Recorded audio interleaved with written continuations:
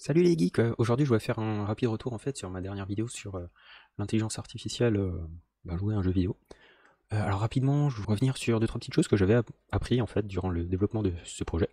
Alors la première chose en fait c'était l'optimisation de l'espace en mémoire, parce que je devais récupérer les données d'un jeu vidéo, et ces données-là en fait pouvaient peser quand même assez lourd. Alors la petite optimisation que j'avais trouvée c'était lors de la capture du CV Color, donc le image grave tout ça. Ici, en fait, l'idée c'était de passer en BGR to Gray plutôt qu'en BGR to RGB. Et cette petite astuce fait qu'en fait, les données vont être stockées en niveau de gris. Donc ça, en fait, c'est les données de l'image. Et là, en général, si c'est de la couleur, en fait, ici, ça devrait être un autre tableau avec le rouge, le vert, le bleu. Ce qui fait que techniquement, on multiplie par 3 la taille de nos données. Et donc, par exemple, ici, ce jeu de données que j'ai utilisé pour l'apprentissage de mon intelligence artificielle qui fait 270 MO, il ferait 3 fois plus. Et ça, chargé en mémoire, ça bouffe énormément d'espace. Donc ça, c'était un peu la première astuce que j'ai découvert. Ensuite, j'ai utilisé une sorte de normalisation des données assez simpliste pour transformer donc mon tableau de niveau de gris en données entre 0 et 1. Donc ça m'a donné plus ou moins ma donnée d'apprentissage. Donc c'est un tableau de pixels en fait en gris. Et ensuite, on a donc la valeur qu'on associe à donc cette image, qui est donc le Y-train, et elle en fait,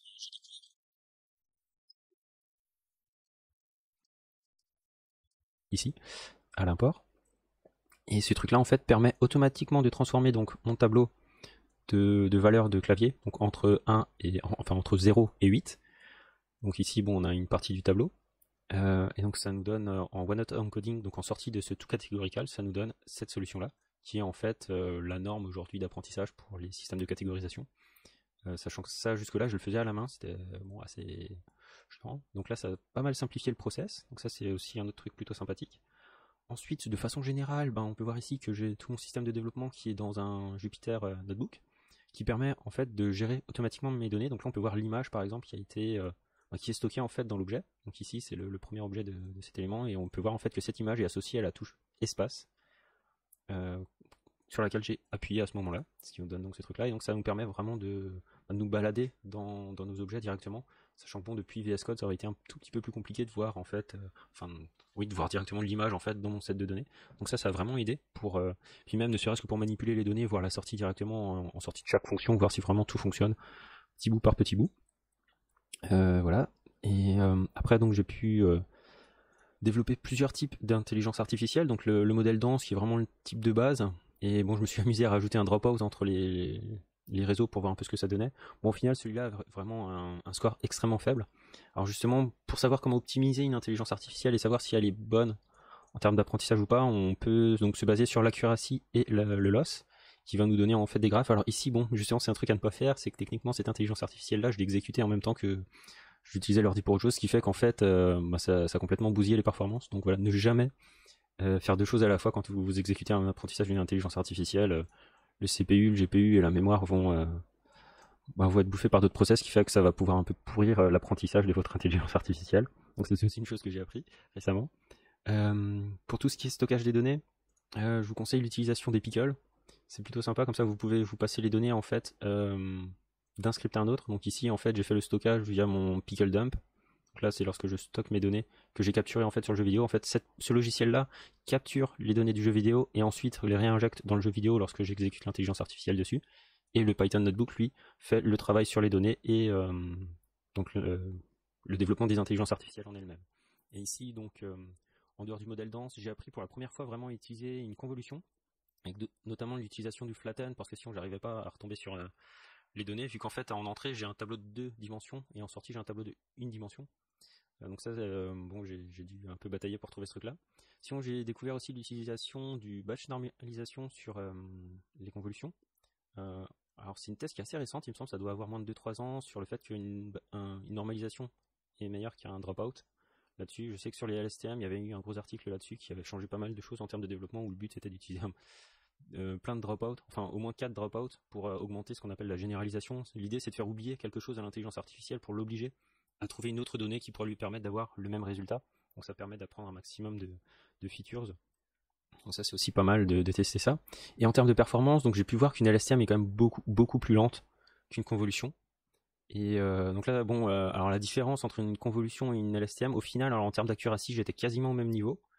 La meilleure convolution que j'avais tournait à du 70%, et la meilleure LSTM que j'avais, enfin je l'ai exécuté qu'une seule fois, parce que ça a mis plus de 3 heures, c'était du 70%. Bon, après, aucun de ces modèles-là n'est optimisé, mais bon, on se rend compte qu'une convolution met 30 secondes, voire 1 minute, alors qu'une LSTM va prendre plus de 3 heures à être compilée.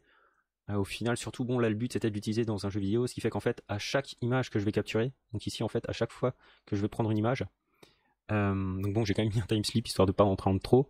Et ben, en fait, mon intelligence artificielle va ensuite être interrogée. Alors, je sais plus où est. Non, c'est pas là. C'est ici.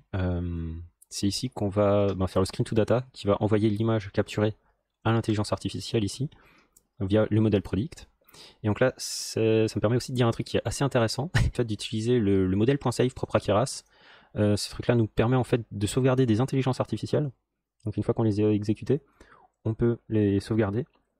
Et ensuite, donc on y a accès ici. Donc là, c'est tous les fichiers en .h5. Donc là, on peut voir que j'ai ma LSTM qui est ici. Là, c'était un réseau de 60. Ici, c'était le premier test de convolution avec un dropout. Et ainsi de suite. Donc ça permet ensuite juste d'avoir à exécuter ce fichier-là en fait pour l'import. Parce qu'en fait, ici, si on regarde bien, en fait, à aucun endroit, je crée mon modèle d'intelligence artificielle. Tout ce que je fais, c'est que je fais mon load modèle, ici, qui est donc du Keras. Hein. Et ce truc-là permet automatiquement de ramener l'intelligence artificielle là-dedans et de faire notre modèle.predict qui nous permet ensuite de nous donner la réponse donc à l'intelligence artificielle qui va ensuite exécuter la clé en fait sur notre jeu vidéo en fait. Voilà, c'est tout aussi simple que ça. Voilà. Alors sinon, un truc aussi que j'ai découvert, bon alors je voyais qu'il y avait pas mal de développeurs qui faisaient ça lorsqu'ils créent une intelligence artificielle, c'est de voir l'accuracy et le loss sur un graphe. Donc ici on peut voir, bon, le modèle est complètement foiré, mais j'ai d'autres images que je mettrai plus tard, qui montrent que bon, globalement ça suit quand même une tendance, et c'est à partir de cette tendance qu'on peut savoir si notre modèle est bon ou pas. Donc ça c'est assez important à faire au final. Ça permet de voir si nos choix sont bons par rapport à d'autres intelligences artificielles, et ça permet aussi surtout de comparer la rapidité d'apprentissage et aussi peut-être laquelle est la meilleure en termes de précision et de perte. Pour conclure cette vidéo, je voulais rapidement repasser un peu sur le code et donc globalement montrer la facilité d'exécution de l'intelligence artificielle. Donc globalement, on ne fait que la charger donc via la commande runAI, dans laquelle on fournit le modèle que j'ai présenté plus tôt. Ici on va utiliser une convolution complète. Et voilà, donc au niveau de l'ODAI, on a tout ça. Et on voit qu'en fait, je rajoute un hotkey sur la fonction keyboard pour activer ou non l'intelligence artificielle. Et ensuite, cette chose-là va permettre d'activer l'utilisation de l'intelligence artificielle lors de l'utilisation, lors de la capture de chaque image. Ici. Et ensuite, donc, on fait l'appel à notre modèle qui a été chargé plus haut. Et ensuite, on fait tourner les valeurs du clavier juste en faisant nos keyboard press, release et release. Donc là, si on appuie sur entrée, ça nous lance notre intelligence artificielle. Alors ça va prendre un petit bout de temps. Bon, ça reste encore assez rapide. Et voilà, donc là c'est lancé. On peut avoir accès donc à l'écran de capture. Donc ça c'est le résultat de l'OpenCV ici, avec donc l'affichage de l'image qui est plus bas, donc avec le IMG Show. Non, pas ici. Ici. Ça c'est pour voir le dataset plus tard. Et donc on peut passer à l'exécution dans le jeu vidéo. Tac. Donc là je vais faire une course. C'est assez amusant en fait de faire tourner l'intelligence artificielle sur les serveurs en ligne face à de vrais joueurs. Parce que c'est quand on la voit arriver second, bon, il me semble pas qu'elle a encore réussi à être première, mais c'est assez impressionnant de se dire que ça peut arriver second. Bon après, j'ai pas l'impression de jouer contre des flèches. Je pense que la plupart des joueurs en fait ils jouent même pas, ils laissent le mode touch drive. Donc là on tourne et voilà. Alors concrètement donc là on voit bien en fait l'utilisation du mode touch drive, donc c'est ces petites flèches, enfin les indications qu'on voit ici. Donc là voilà ça. Donc là l'intelligence artificielle choisit entre chacun et on voit qu'elle sait pas forcément quoi choisir. Voilà.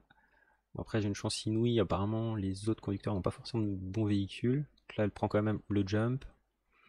Et voilà. Bon, elle n'utilise pas le boost. Là elle prend les sorties, ok.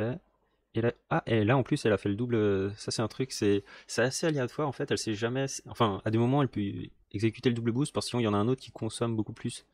Donc là elle l'a pas fait et voilà, elle l'a fait trop tard. Normalement quand on le fait dans la zone bleue, on a droit à un petit surboost.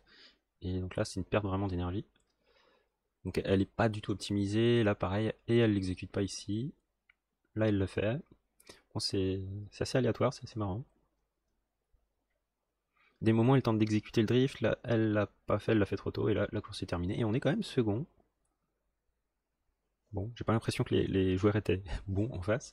En tout cas, c'est assez amusant de voir l'engin qui est capable comme ça d'être un peu automatique dans ses choix. Après, bon, comme dit, les choix sont pas forcément bons. Il faudra que je le fasse tourner pendant pas mal d'heures.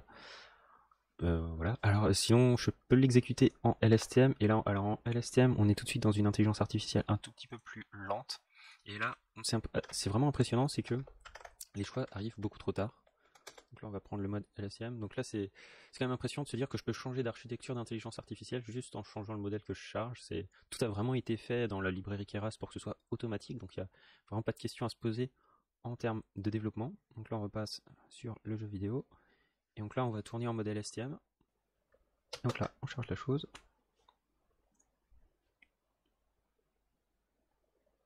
Donc là, elle a fait un sprint, ok. Un drift, d'accord. Donc là, le comportement est un tout petit peu différent.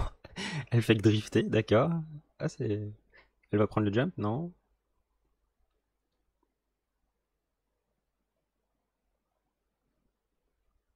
Bon, bah celle-là, elle ne fait que drifter, c'est amusant. Ah, elle a exécuté un... Ouais, ok, un deuxième. D'accord. Ah, c'est amusant, en fait, le comportement change. Alors que bon, c'est le même dataset, en fait. Et l'intelligence artificielle l'a interprété différemment. Donc là, on drift beaucoup. Après, j'ai l'impression que sur les directions... Ouais, voilà, elle a réagi beaucoup trop tard, en fait. On voit elle a cliqué sur A, en fait, mais beaucoup trop tard pour prendre la direction. En fait, cette intelligence artificielle-là est tellement lente, en fait, on le voit au niveau des délais, donc si on regarde au niveau des chiffres ici, on est à 0,65, là où avant on était à des chiffres de type 0,0. Donc l'intelligence artificielle, elle réagit vraiment beaucoup trop tard. La structure LSTM choisie consomme beaucoup trop de... Et là, elle part en drift. Donc elle nécessite beaucoup trop de calculs pour être performante ici. On voit aussi qu'au niveau du rendu, on est beaucoup moins en temps réel. On voit que l'intelligence artificielle, on va pas qu'on arrive à une certaine chose. Voilà. C'est pour faire un petit tour un peu de l'intelligence artificielle en fait, et voir qu'en final, ça se fait vraiment très rapidement. En termes de ligne de code, on n'a pas grand chose, hein, des lignes de code, la librairie de Keras fait vraiment tout le tâche. C'est bon, en tout cas, je suis surpris aujourd'hui de la simplicité avec laquelle on peut développer une intelligence artificielle avec pas grand chose en fait. Voilà, c'est tout pour aujourd'hui. À une prochaine.